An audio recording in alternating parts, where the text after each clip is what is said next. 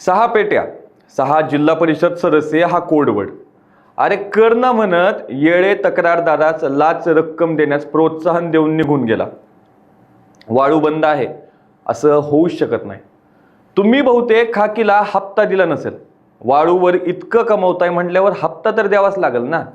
एकीकडे विशेष पोलीस महानिरीक्षक वीरेंद्र मिश्र यांनी सोमवारीच वार्षिक तपासणी दरम्यान भ्रष्टाचाराविरोधात कडक कारवाईचा इशारा दिला होता, तर दुसरीकडे पोलीस अधीक्षक नवनीत कौवत यांनीही सुरुवातीपासूनच नो करप्शनचे धोरण स्पष्ट केलं होतं.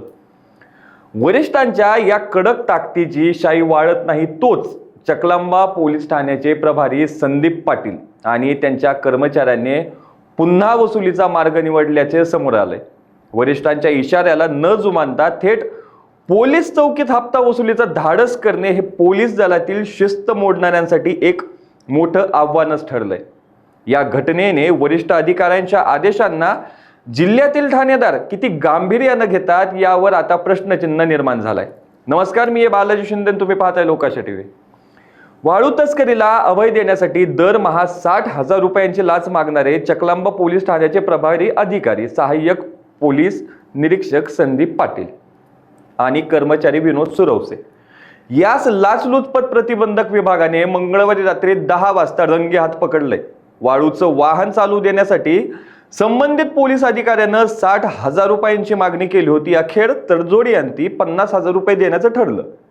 हे पैसे घेण्यासाठी कर्मचारी विनोद सुरवसे उमापूर पोलीस चौकीत उपस्थित होता. एसीबीच्या पथकाने सापळा रचून 50,000 रुपयांची लाच स्वीकारताना सुरवसेला ताब्यात घेतलं.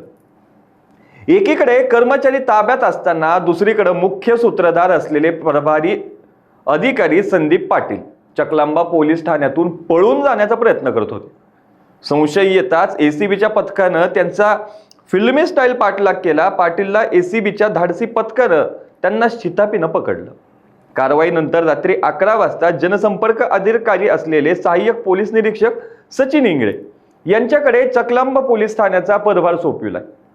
आता यापूर्वी पाटोदा, माजलगाव आणि गेवराई पोलीस ठाण्यांतील कर्मचारी वाळूच्या हप्त्यांच्या प्रकरणात अडकलेले होते. मात्र आता चक्क पोलीस ठाण्याचे प्रभारी अधिकारीच लाच घेताना अडकल्याने पोलीस दलाच्या कार्यक्षमतेवर प्रश्नचिन्ह निर्माण झालंय. पोलीस उपाधीक्षक सोपान चितमपल्ली यांच्या नेतृत्वाखालील एसीबीच्या पथकानं ही अत्यंत गोपनीय आणि धाडसी कारवाई केली आहे.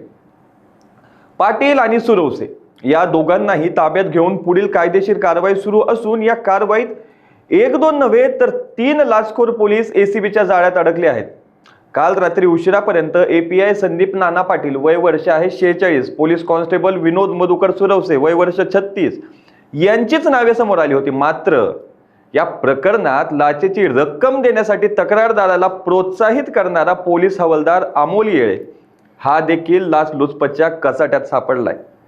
API Sandeep Patil, police constable Vinod Suravase आणि पोलीस हवालदार अमोल येळे या तिघांनाही तडकाफडकी निलंबित करण्यात आले. वाळू माफियांना साथ देणाऱ्या अधिकारी कर्मचाऱ्यांच्या मुसक्या आवडल्यानं जिल्ह्यातील लाचखोर पोलिसांमध्ये प्रचंड धाकधूक वाढली. आता या प्रकरणाचा तपास किती खोलवर जातो आणि यात आणखी कोणाकोणाची नावं समोर येतात याकडे जिल्ह्याचं लक्ष लागले. एक आदर्श पोलीस हा प्रामाणिक, निर्भय, सुसंवादी आणि समाजाप्रती जबाबदार असावा. त्याने कायद्याचं पालन करत नागरिक, विशेषतः दुर्बल घटकांचे संरक्षण करावे, गुन्हेगारी रोखावी आणि शांतता राखावी.